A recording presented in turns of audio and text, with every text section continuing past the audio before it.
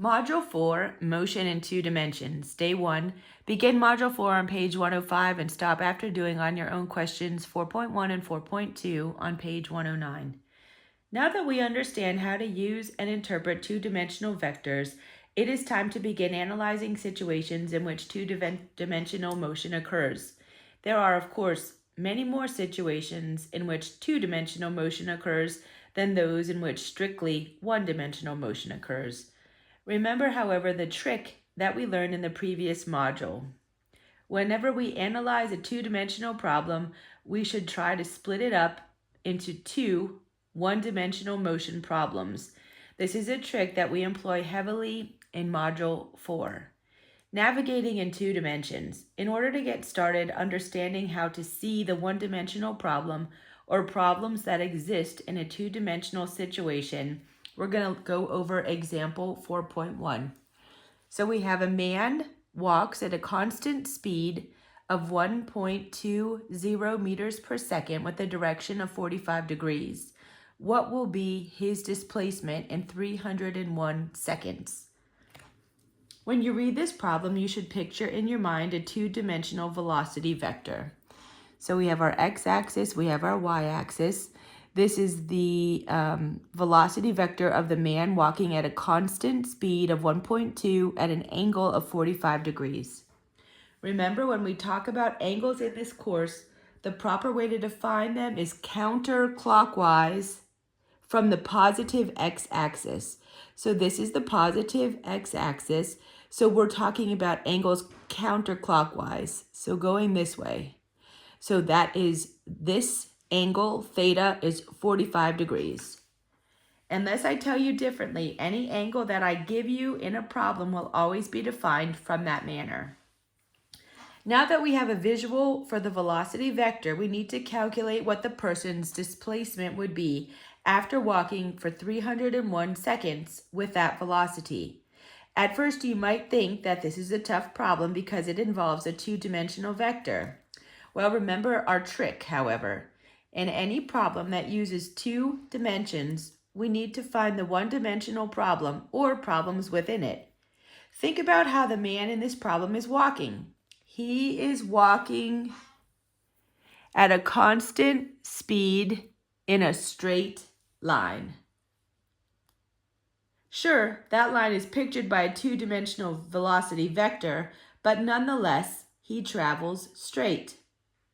He never changes direction. And as a result, even though the velocity vector is two-dimensional, this problem is one-dimensional.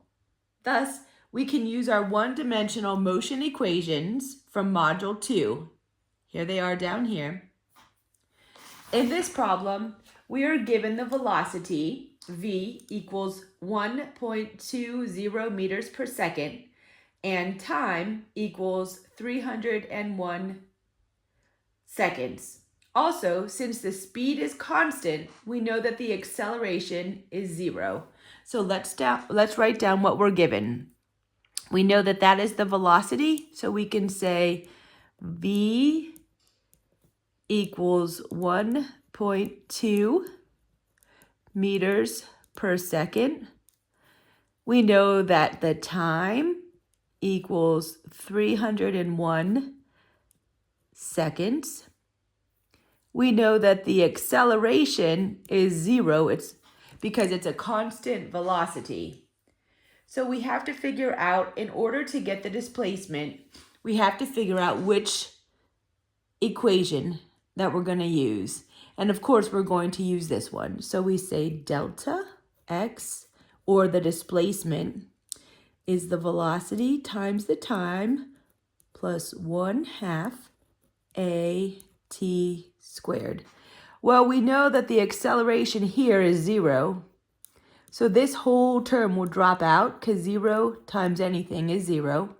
So we can just write that a little bit simpler as the displacement is the velocity times the time. So we get delta x equals 1.20 meters per second times 301 seconds. The seconds will cancel out and we're left in meters, which is what we want. So we get 361 meters. Now remember, in this problem, we were asked to calculate the displacement, so we did. Thus, we must include a direction to our answer. So this is the magnitude of the vector for the displacement. We now have to make sure we remember to include the direction.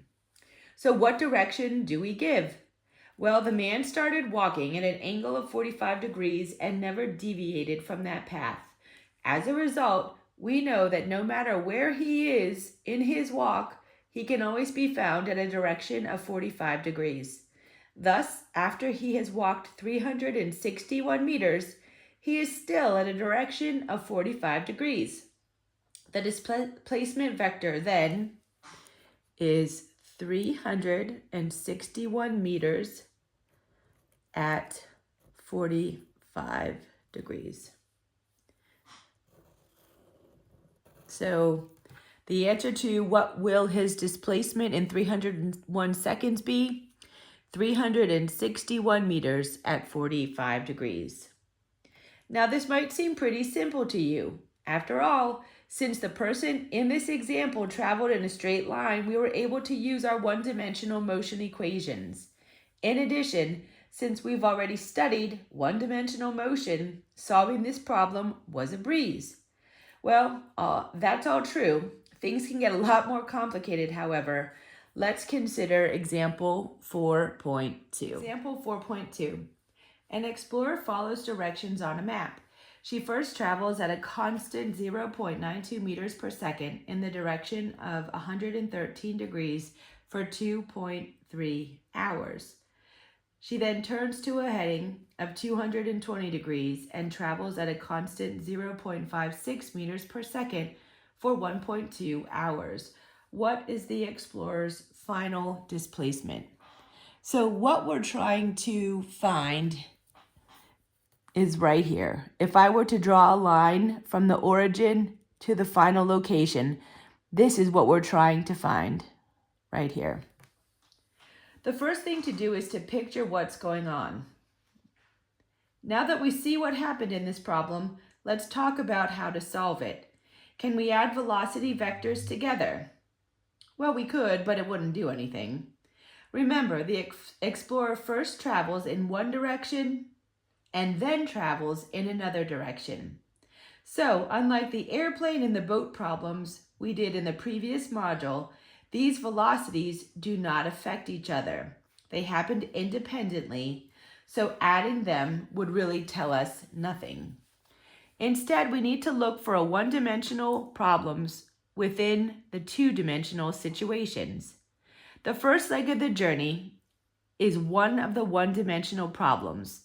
After all, the explorer travels in a straight line during that leg of the journey. She never turns or strays from a straight line. As a result, the first leg of the journey can be solved as a one-dimensional motion problem. So let's look at just the first part of the journey. We know that the velocity equals 0.92 meters per second. The acceleration is going to be 0 again, because it was a constant velocity, and the time was 2.3 hours. All right, well, right there, we have a problem because our velocity is given in seconds and our time is given in hours. So the first thing we should notice is that the units are not consistent. While the velocity is in meters per second, the time is in hours, so we need to convert hours to seconds.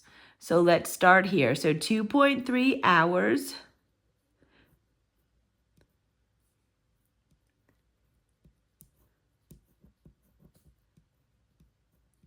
okay. So then we have to just get our calculator. and say 2.3 times 3,600. 2.3 times 3,600 equals 8,280 seconds. All right. We have 3 significant figures here.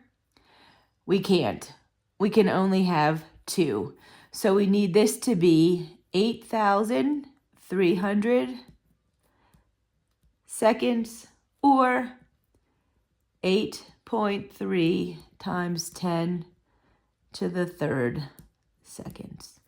So I always mark it like this so that you are aware that it is a significant figure issue. Now that our units are consistent, so at least now we have the units consistent for our time and our velocity, we can use equation 2.19. Delta x equals the velocity times the time plus 1/2 acceleration times time squared. So let's go ahead and write that out. Delta x equals velocity times time plus 1/2 at squared. And we can figure out the displacement just for the first leg of the journey. So maybe I ought to write this up here. First leg of journey. Okay, here we go. So delta x is what we're trying to solve. The velocity is 0.92 meters per second times the time, 8.3 times 10 to the 3rd seconds plus, all right, 1/2. Again, our acceleration is 0, so we could have just dropped this whole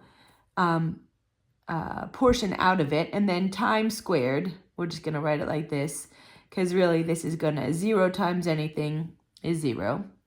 So we need to get our calculator again and say 0.92 times 8,300 equals. So delta x equals 7,636 meters. Again, we have 2 significant figures here, 2 significant figures here, so we can only have 2 in the answer. So then delta x equals 7.6 times 10 to the 3rd meters. So I'm going to go like this and just mark it. Once again, so that you know that that is a significant figure issue, not a math issue. Okay. Is this our answer? Well, absolutely, of course not. This was only the first leg of the journey. We did learn something, however. We learned that the first leg of the journey resulted in a displacement of 7.6 times 10 to the 3rd meters at an angle of 113 degrees. So again, that's this angle. That then is the point at which the second leg of the journey starts. If we can figure out the displacement that results from the second leg, we should have enough information to determine the final displacement of the explorer. All right, so now let's go ahead and analyze the second leg. I'm going to write that down. Second leg of journey. Okay. Well, we can analyze the second leg of the journey the same way that we analyzed the first leg. We can take the velocity, time, and acceleration given for the second leg and use equation 2.19 to determine the displacement, just like we did in the first leg. However, we must convert the units of time from hours to seconds. So the same kind of thing. The second leg was, she then turns to a heading of 220 degrees and travels at a constant, so we know that's our velocity, v equals 0.56 meters per second for 1.2 hours. So Being that it's a constant velocity, we automatically know that the acceleration is 0. And we have the time in hours. So just like in the first leg of the journey, we have to convert to seconds. So let's just go ahead and do that.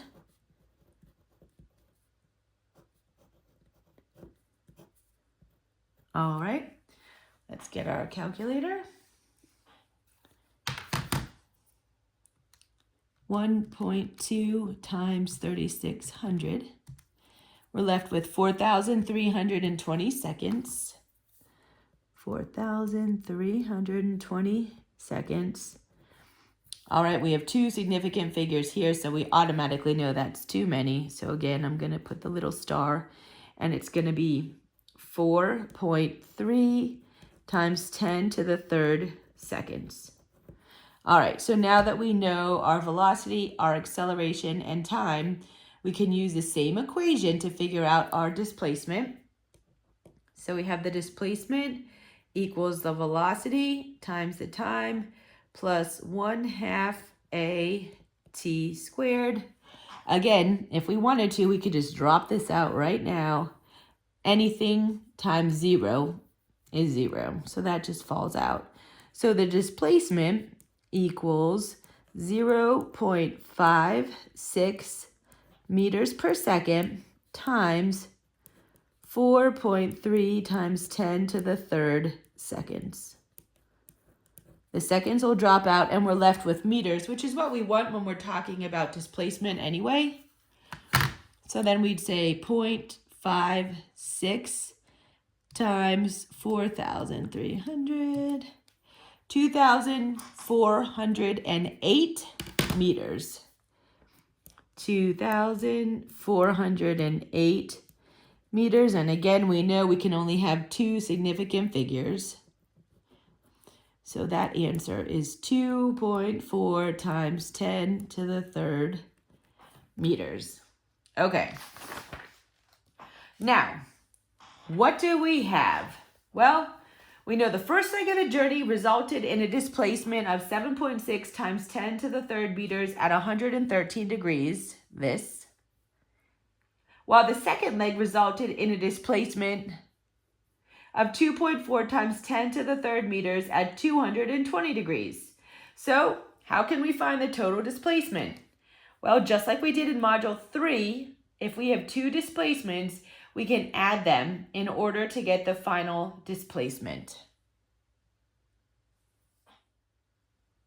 To add these two displacements, we must first break the vectors down into their components to make the notation easier. Let's call the displacement vector resulting from the first leg of the journey vector A. So we're going to just call this guy A. Let's call the displacement vector resulting from the second vector B. And the final displacement vector will be known as C. So using what we learned in Module 3, we say A sub x equals the magnitude, 7.6 times 10 to the third meters times the cosine of 113 degrees. A sub y equals 7.6 times 10 to the third meters times the sine of 113 degrees. All right, so I just finished up so this video wouldn't go on forever.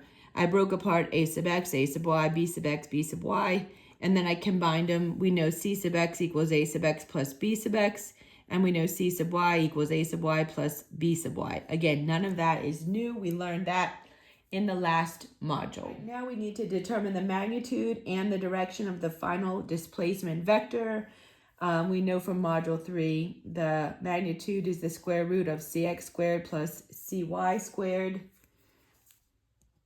And that is cx squared is negative 4.8 times 10 to the third meters squared plus 5.5 times 10 to the third meters squared. And when you do the calculation and when you pay attention to significant figures, we get 7.3 times 10 to the third meters. All right. And lastly, we need to figure out the direction. Again, we learned how to do this in Module 3. Theta equals the inverse tangent of CY, which is 5.5 times 10 to the third meters, over negative 4.8 times 10 to the third meters. And using your calculator and significant figures, we get an angle of negative 49 degrees. All right, so let's take a look real quick to determine if this is in fact the right answer. We have to figure out what our x term is and what our y term is. So our x term is negative. Our y term is positive. So now we have to understand which quadrant or region we're in. So the negative x is going to be this way and the positive y is going to be this way. So we are right here in quadrant 2. And in quadrant 2, we have to add 180 degrees to our answer. So based on the rules regarding equation 3.3, this means that the angle for the final displacement vector is really 180 degrees plus the negative 49 degrees that we calculated. And so we get 131 degrees. So in the end, the explorer's final displacement vector is 7.3 times 10 to the third meters at an angle of 131 degrees. Now this last problem was long and complicated, but notice that there are no new skills to learn here at all. All we had to do was to employ the trick. We realized that in order to get the final displacement vector, we had to break the problem up into two one-dimensional problems. Since the explorer took two different straight routes, we calculated the displacement resulting from each route. Once that was done, it was pretty easy to see that by just adding the displacements, we could get the overall displacement. That's how we need to approach two-dimensional problems. We look for the one-dimensional parts of the problem. Make sure you can master this technique by solving these two on your own problems.